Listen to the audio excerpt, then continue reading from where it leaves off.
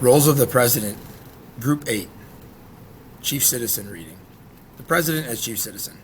As Chief Citizen of the United States, the President's role is to represent the entire country and its residents. The President's role as Chief Citizen has legitimacy because presidents are selected in nationwide elections. In other systems, leaders may be chosen by a few powerful individuals in secret meetings.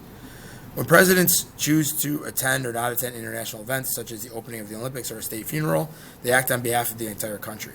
Because of this, the president's decisions and actions often are scrutinized in those situations.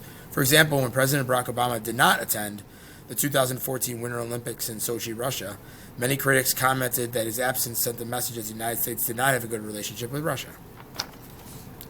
The president also acts as chief citizen when performing domestic duties. For example, presidents act on behalf of the nation when presenting soldiers with medals for heroism or when congratulating sports teams for winning championships. They also serve in the chief citizen role when speaking frankly to Americans about important issues or problems. In the 1970s, for example, President Jimmy Carter encouraged Americans to conserve energy. The United States is made up of citizens from a variety of religious, ethnic, and cultural backgrounds. However, for most of the U.S. history, the president has been a Protestant Christian man of European origin. Over the last 50 years, this has begun to change. In 1960, John F. Kennedy became the first Catholic president. He was also only 43 years old, the youngest president ever elected.